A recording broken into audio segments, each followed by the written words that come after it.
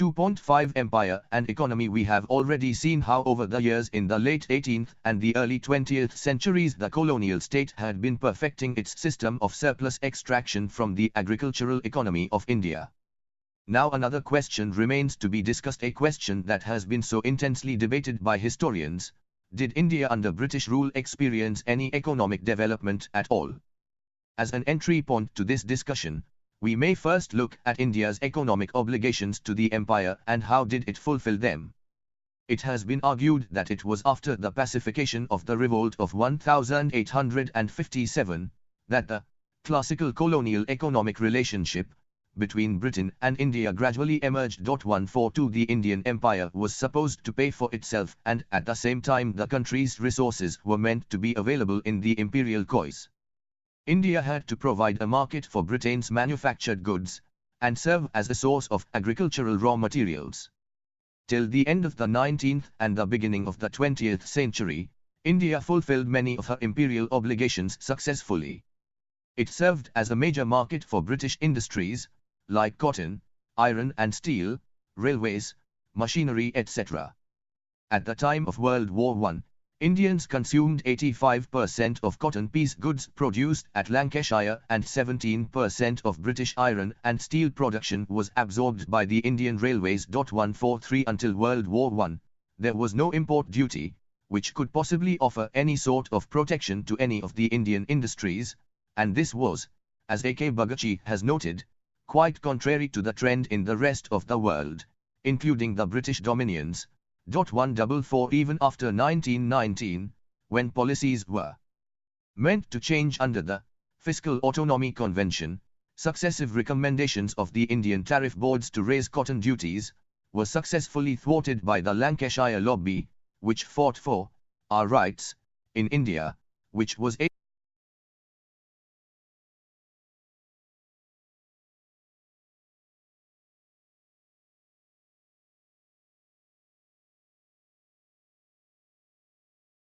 British Empire in India. 123 Considered to be an important imperial asset. 145 Apart from that, India was also a field for British capital investments in railways and agency houses. The Government of India had to ensure the payment of interests on guaranteed railway stock and debt bonds and meet its annual home charges. This invariably increased India's public debt. On the other hand, India's export trade with other countries helped Britain to overcome its own problems of balance of payment deficit with them, particularly with Europe and North America. Finally, Britain could use the Indian Army to maintain its far-flung empire across the world, the entire expenses being borne by the Indian taxpayers. Military expenditure had been the greatest single burden on Indian revenues, accounting for almost one-third of the budget. 146 No wonder India was considered to be the most precious jewel in the imperial crown of the British monarch. In the process of fulfilling these imperial obligations, India was being drained out of her wealth, so complained the early nationalists. There were several pipelines through which this drainage allegedly occurred, and these were interest on foreign debt incurred by the East India Company, military expenditure, guaranteed interest on foreign investments in railways, irrigation, road transport and various other infrastructural facilities, the government purchase policy of importing all its stationery from England, and finally, home charges, or paying for the Secretary of State and his establishment at the India Office in London, as well as pay, pension and training costs for the civilian and military personnel or the men who ruled India. The actual transfer of money took place through the sale of council bills, which were sold in London in sterling to purchasers of Indian goods who received Indian rupees in exchange. It was often pointed out by the votaries of empire that the phenomenon of drainage was exaggerated. A modern historian would put the amount of drainage at £7 million per annum in the late 19th and early 20th centuries, and point out that this represented less than 2% of the value of India's exports of commodities in that period. 147 But though a small amount, as the Indian nationalist Dadabhai Naoroji argued, what was being drained out was potential surplus that could generate more economic development if invested in Lundia. 148. The other imperial argument was that some of this expenditure was to encourage economic development in India in the way it had happened in the West. India was brought into the larger capitalist world market, and that was in itself a progress towards modernization. Much of the foreign loans and investments were for the development of infrastructure, for integration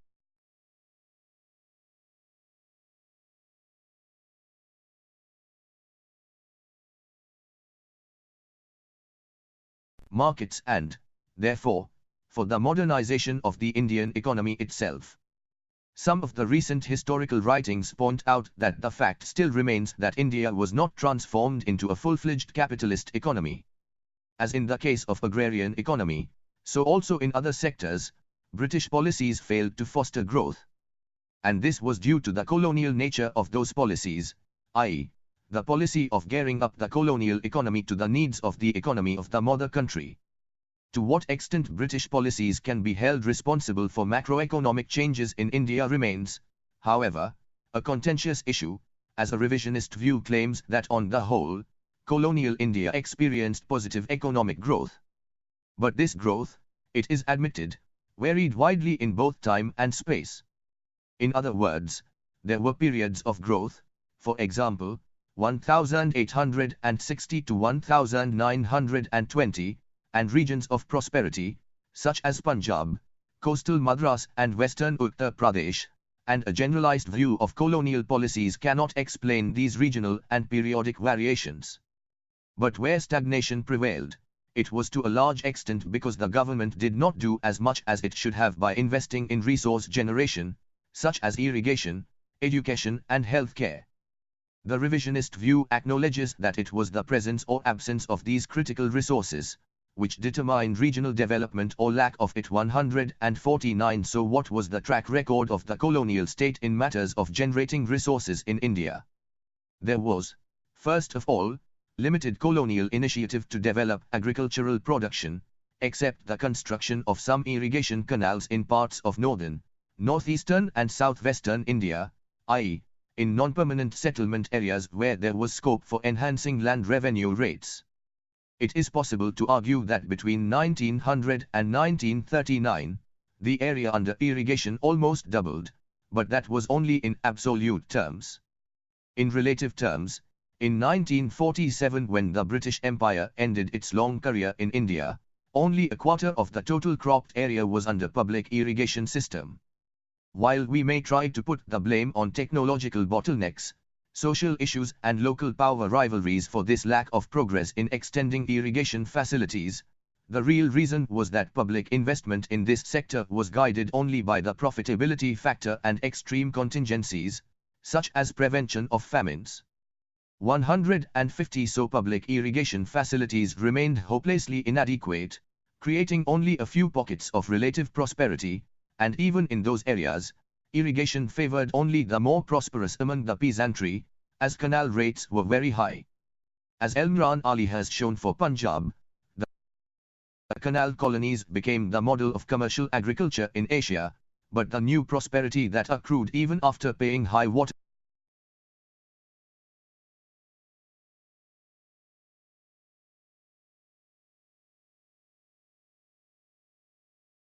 was shared only by limited social groups, such as a few agricultural castes and some medium and large-sized landlords, while the poor continued to labor as tenants at will. So in general, although the development of irrigation resulted in some improvement in productivity and some other technological innovations, these profited only the privileged peasants and helped the production of cash crops in certain pockets.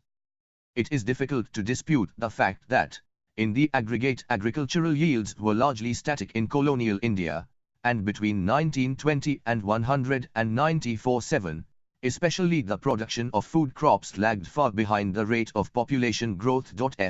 Near famine conditions were therefore not rarities in India during the British period, and in 1943 2 to 3 million people perished in a major famine in Bengal. See Chapter 8.2. Commercialization of agriculture, which favors differentiation within the peasantry, capital accumulation and production for the market, is considered to be a sign of progress towards capitalist agriculture. In the Indian case, however, the initiative often did not come from within the peasant society and the benefits did not accrue to them either. In the case of indigo in eastern India, it is directly fostered by the company's government when in 1788 it offered advances to 10 pioneer planters trying to grow indigo in Lower Bengal by using West Indian methods. Since then, indigo industry never functioned as a proper plantation economy, as with no right to buy land until 1829, the planters had to persuade, and later force, the local peasants to accept advances to produce indigo in their lands. This created enough scope for friction, because demand remained uncertain, and it was with an eye on the needs of the remittance trade, rather than the requirements of English textile manufacturers, that the amount of production was monitored.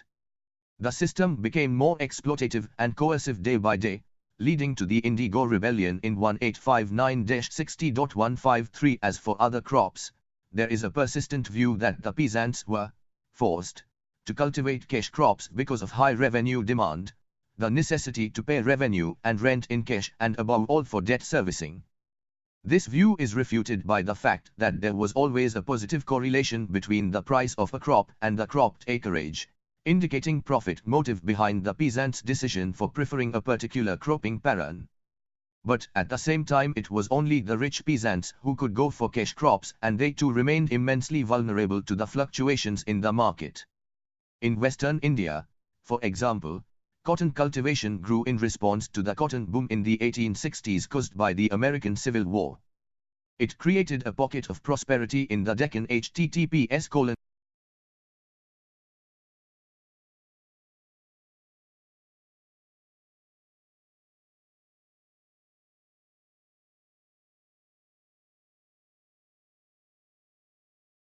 Cotton Belt, which disappeared very soon after the end of the war and was followed by a famine and agrarian riots in the 1870s. Jute cultivation in eastern India developed as the peasants failed to meet the subsistence necessities and hoped to earn more by cultivating the golden crop. So an economic motive was certainly there in peasants' decision to shift to jute cultivation. But as Sugta Bose has shown, the primary producers could hardly reap the benefit of the boom in jute market between 1906 and 1913, as jute manufacturers and exporters, majority of whom were British, were able to exercise their monopsony power as purchasers of raw jute, leaving the jute growers no space to bargain for prices. So how can the impact of commercialization of agriculture on Indian peasant society be assessed? By way of commenting on this question, Tirthankar Roy has argued that it is possible that the capitalists captured most or all of the increase in value added. The rich may have become richer, but that does not mean that the poor got poorer. For total income had increased. 1s61 could argue, however, that if the rich got richer and the poor remained poor, though not poorer, or became just marginally better off, that was not a very happy state of development either. In other words, commercialization of agriculture did not benefit the majority of the peasants, although it would be hasty to conclude that it signified a transition from pre-capitalist to capitalist mode of production marked by the rise of a powerful rural capitalist class and the proletarianization of the peasantry. The jute economy crashed in the 1930s and was followed by a devastating famine in Bengal in 1943. It is difficult to establish a direct connection between commercialization and famines, even though cash crops in some areas might have driven out food grains from the better quality land, with consequent impact on output. But even if this had happened, it was an extremely localized phenomenon, as on the whole food crops and cash crops were produced simultaneously. When colonial rule came to an end, food crops were still being grown in 80% of the cropped acreage. But on the whole, as noted earlier, the aggregate production of food crops lagged behind population growth.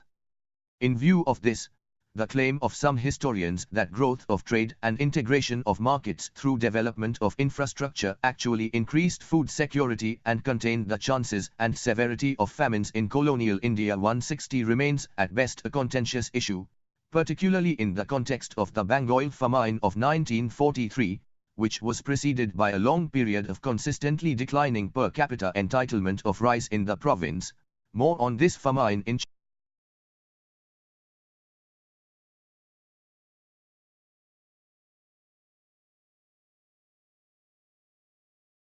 Railways are considered to be another contribution of British rule towards the development of modern economic infrastructure. India became, writes a modern historian, a nation with its local centres linked by rail to each other and to the world. L62 Yet, the very way the railways were constructed makes it clear that its main purpose was to serve the interests of the empire, rather than the needs of the Indian economy. In 1853 Lord Dalhousie took the decision to construct railways in India mainly to facilitate army movements. Gradually there arose another need to integrate the Indian market to open it to British imports, i.e., to connect the port cities to the internal markets and sources of raw materials. So British capital investments were invited with 5% guaranteed interests to be paid, if necessary, from Indian revenues. The companies were given free land with 99 years lease, after the expiry of which the line would become government property. But any time before that, when a few months before the expiry of the lease, the companies could return the lines to the government and claim full compensation for all capital expended. In other words, they could enjoy a 5% guaranteed profit for 98 years and then get back all their capital. This made the railway projects, as Sabyasachi Bhattacharya describes them, an instance of private enterprise at public risk. It was quite natural, therefore, that between 185-8 and 1869 Indian railways would attract capital investments to the tune of £70, 110,000.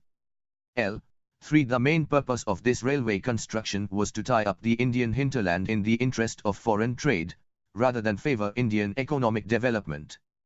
The construction planning favoured this goal, as it connected the internal markets with the ports, but provided no interconnection between the internal market cities. The preferential freight charges also betrayed this motive.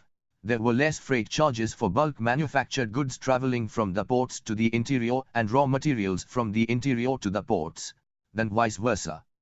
164 Apart from this, the multiplier effect of the railway construction boom benefited British economy, as machinery, railway lines, and up to a stage even coal was imported from England. The transfer of technology remained confined to low-technology areas, such as plate-laying, bridge building or tunneling, while in the high-tech area the expertise that was imported was never Indianized to develop a truly national technology. L6s and in certain cases the construction work disturbed ecology, subverted the natural sewage system, and in Bengal for example, created malaria epidemic in the 19th century. 1. About the railways, the nationalists often complained of constant drainage of wealth through payment of guaranteed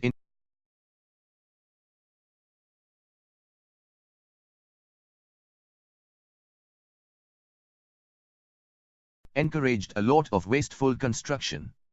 The government also invested directly in railway construction, mainly in the frontier regions to meet the needs of army movement or for famine lines, in scarcity areas. The nationalists' main objection was against the selection of priority areas for such public investments, as many of them believed that irrigation would have been a more suitable area for such investment, promising higher social benefits. For a colonial government looking for profits, there was obviously less incentive for investment in irrigation. Thus the railways, as it seems, did not encourage Indian economic development as it did in industrializing Europe.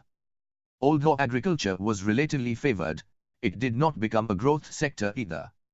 But nevertheless, when the British left, in 1946-47 there were 217 kilometers of railway tracks in India, covering 78% of the total area. 167 The railways had also encouraged the construction of feeder roads and a few other strategic roads interconnecting different regions of India. This did certainly integrate the Indian market to some extent and provided a cheaper mode of transportation for both people and goods, which were taken advantage of by the Indian businesses at a later stage after independence. And finally, The railways certainly had significant social and cultural impact on Indian society and nation.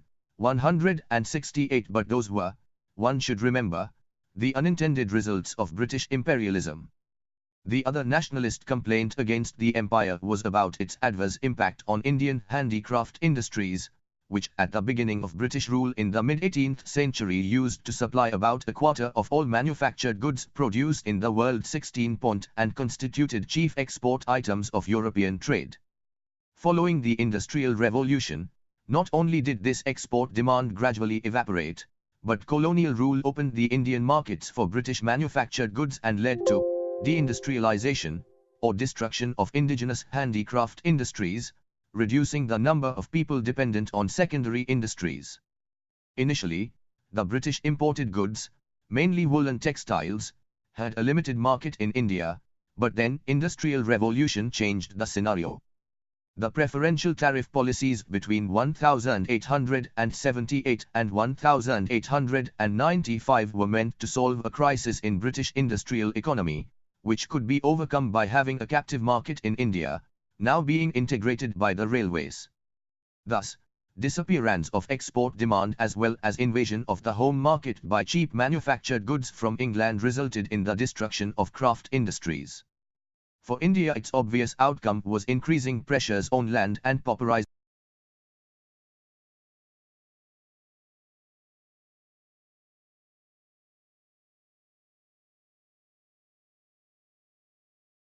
However, some modern economic historians have questioned this nationalist thesis.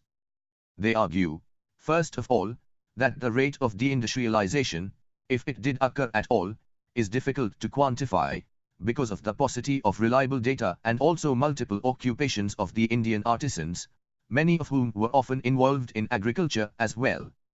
And if the cotton weavers are supposed to be the chief victims of this onslaught of cheap Manchester-produced cotton textile, there is enough evidence to suggest that the Indian handlooms continued to produce coarse cotton cloth for the poorer consumers at home well up to 1930s, when they were overtaken only by the Indian mill-produced goods. 170 Some other recent researches, however, reveal that the nationalist position might not have been so incorrect after all, as the available statistical data from Gangetic Bihar clearly show that the proportion of industrial population to total population of that region declined from 18.6% in 1809 to 8.5% in 1901. Greater fall was in the percentage of weavers and spinners, whose proportion to the total industrial population declined drastically from 62.3 to 15.1% during the same period. 171 That does not bring the deindustrialization debate to a convenient conclusion, for it has been shown further that while employment declined, real income per worker in industry increased between 1900 and 194.7, and this did not indicate overall regress in the industrial situation. This rising industrial income was not certainly due to the intervention of modern industries in India, but, as Tirthankar Roy has argued, because of increasing per worker productivity in the crafts. This was achieved through technological specialization and industrial reorganization, such as substitution of family labor with wage labor within the small-scale industry, which was mostly the case in the handloom textile sector. As Roy further suggests, there is also evidence of a significant rise in labor productivity in other small-scale industries as well, resulting from a process which he describes as commercialization. It included producing for non-local markets, a shift from local to long-distance trade, evolution of infrastructure and institutions to support that change, and shifts in consumer and producer behavior as a consequence of that. These factors helped artisanal industry, but did not lead to successful industrialization, with the necessary structural changes and economic development. 173 The basic occupational structure in the subcontinent remained substantially unchanged between 1881 and 1951, with agriculture providing for 70%, manufacturing 10% and services 10 to 15%. Modern manufactures grew rapidly only after World War I, but the rate of increase in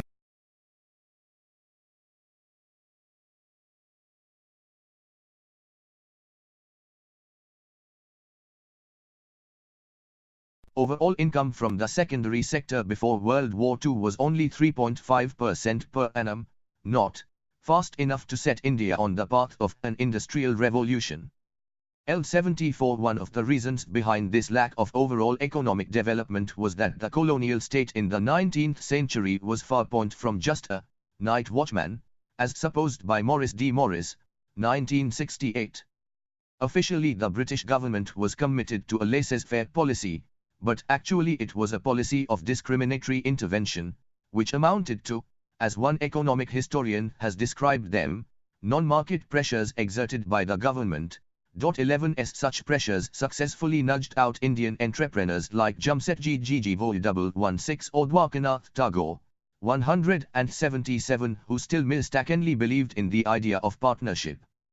Since 1813, when Indian trade was freed from the monopoly of the East India Company, India came to be considered as a lucrative field for British private capital investment, chiefly in railways, jute industry, tea plantation and mining. Indian money market was dominated by the European banking houses. One major reason why the Indian entrepreneurs failed and their European counterparts thrived was the latter's greater access to and command over capital, facilitated by their connections with the banks and agency houses, while the Indians had to depend on their kins, families and castemen. 111 On the other hand, British economic interests in India operated through the chambers of commerce and the managing agency houses, which influenced government policies and eliminated indigenous competition. The managing agencies, controlled by the British merchant adventurers, offer an interesting story of economic domination of expatriate capital. These were private partnership firms, which contracted through legal contracts a host of stock companies, with no obligations to their shareholders. Thus a large firm like Andrew Yule would control about 60 companies in 1917. They preferred racial exclusivism and autonomy, and resisted all attempts at integration. On the eve of World War I, there were about 60 such agency houses, dominating jute industry, coal mining and tea plantations, controlling 75% of the industrial capital in India and almost half of the total industrial employment. So whatever industrialization that did occur was mostly, though not exclusively, through British capital, with the profits being regularly repatriated. And the major factors that favored this development were the discriminatory official policies. An ideal example of such economic favoritism was the tea plantation in Assam, which was developed in 1833, directly under the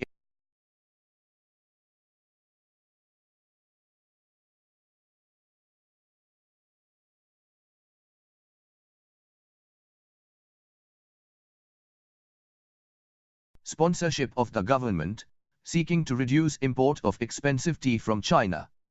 Later, plantations were transferred to individual capitalist ownership, and here native investors were deliberately ignored. The Inland Emigration Act of 1859 secured them a steady supply of labor, by preventing the migrant workers from leaving the plantation sites. Tea industry remained dominated by British capital until the 1950s, so was coal mining in eastern India. The development of jute industry in Bengal is another interesting saga that needs to be recounted here. Jute as a cheap substitute for flax was developed in the early 19th century, and Bengal remained the chief supplier of raw jute for the industries in Dundee. In 1855 the first jute mill was started in Bengal, and then closeness to sources of raw materials and cheap labor gave it a competitive edge over the Scottish industry. The opening of the Australasian markets in the late 19th century, World War I and the wartime demand hike gave the industry a real push. The amount of paid-up capital in jute industry increased from 79.3 million in 1914 to 15 to 106.4 million in 1918 to 19. To 179.4 million in 1922 to 23. Bulk of the capital invested was British capital, organized through the Indian Jute Mills Association, IJMA, which controlled output in order to maintain high prices. The profitability of the industry continued until the Great Depression, when both exports and net profits began to decline. 180. However, this dominance of expatriate capital notwithstanding, from the 1920s some Calcutta-based Marwaris, who had made money as traders and shroffs, began to intrude into this exclusive sphere and started investing in jute industry. First, through buying stocks and lending money, many of the Marwaris got themselves elected to the boards of the European managing agencies. And then, people like G.D. Birla and Swarup Chand Hukumchand set up their own mills in 1922. This marked the beginning of Indian jute mills around Calcutta, as in this decade 1 Armenian and 6 Indian mills were started, accounting for over 10% of the loomage. In the 1930s this position was further consolidated, as some mills dared to operate outside the control mechanism of the IJMA, thus challenging the hegemony of expatriate capital in this industry. This Marwadi stranglehold was gradually extended to other sectors, like coal mines, sugar mills and paper industry. Between 1942 and 1945, they began to take over some of the European companies, so that by 1950, argues Omkar Goswami, they were poised to take over almost all the older industries in the region, which had hitherto been dominated by European capital. While Tomlinson would ascribe this development to the flight of expatriate capital because of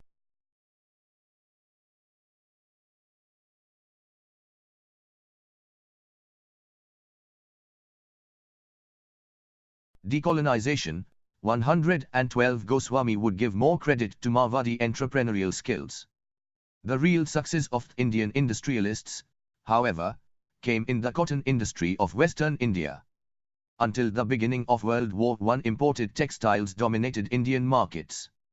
This import considerably declined during the war, more than halved between 1913-14 and 1917-18, partly because of transport dislocations caused by the war and partly due to 7.5% import duty on cotton textiles imposed in 1917.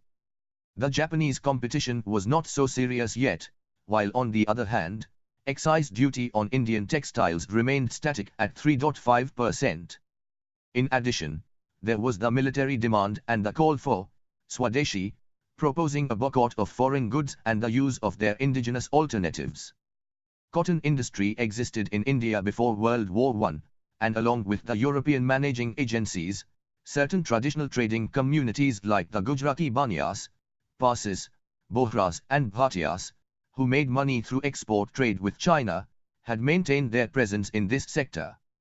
But as opportunities contracted and their subordination in export trade of raw cotton became more constrictive, they began to diversify into manufacturing as a strategy for survival. The development of cotton industry went through 3 distinctive phases. It had its early beginning in Bombay in the 1870s and 1880s. Its diversification beyond Bombay began in the 1890s, first to Ahmedabad, and then to other centers like Sholapur or Kanpur, its major expansion coming after World War I, and in the 1920s.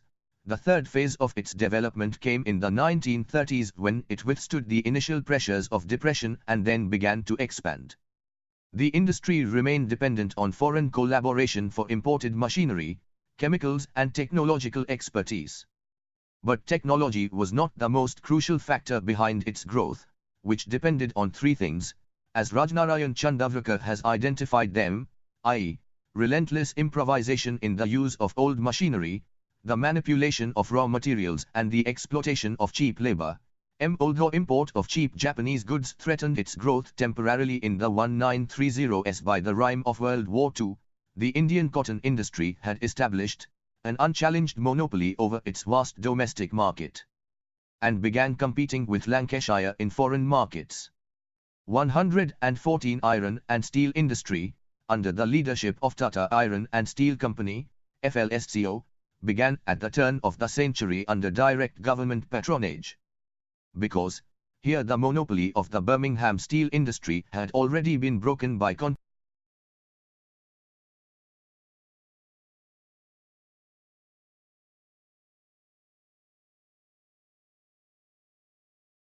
except in matters of government and railway orders. Revision of store purchase policy during World War I and protection after the war provided a real push to the growth of TISCO. But during World War II, When there was another opportunity for expansion, the government showed a strange unconcern. 18s But by then, 1938 to 39, Tisco was producing on an average 682,500 tons or 66% of the steel consumed in India.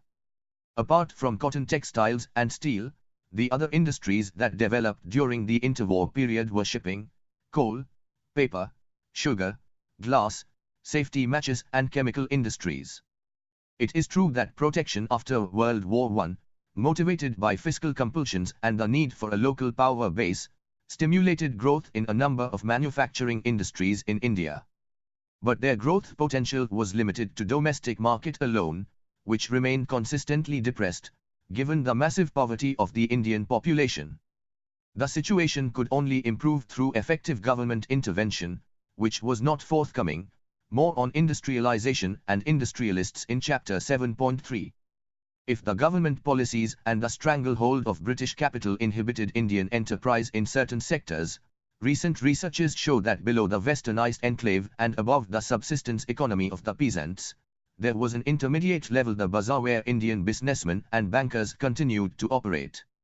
This tier consisted of the sectors where either the returns were too low or risks too high to attract European investors, who confined themselves to sure bets, or the exclusive spheres protected by the Empire. 186 This phenomenon, which Rajak Ray has called the Imperial division of economic space, 187, provided a sphere of operation, though less rewarding and more risky, for the enterprising communities from Gujarat, Rajasthan or Tamil Nadu. The recent microstudy of Bihar by Anand Yang shows how the bazaar provided a profitable ground for the operations of the indigenous merchant scumbankers from the mid-18th century right up to the period of the Gandhian movements in the 20th. 188 Some of these indigenous firms took advantage of the new opportunities of the empire, such as the railways and telegraph, and ran sophisticated and fairly integrated business networks that covered the whole of the subcontinent. These firms later expanded overseas to China, Burma, Straits Settlement, Middle East and East Africa. It was these operations which generated indigenous capital, which was later invested in industries after World War I, when the imperial economic policies began to slacken due to multifarious pressures, both financial and political. India's underdevelopment was therefore not due to any lack of entry.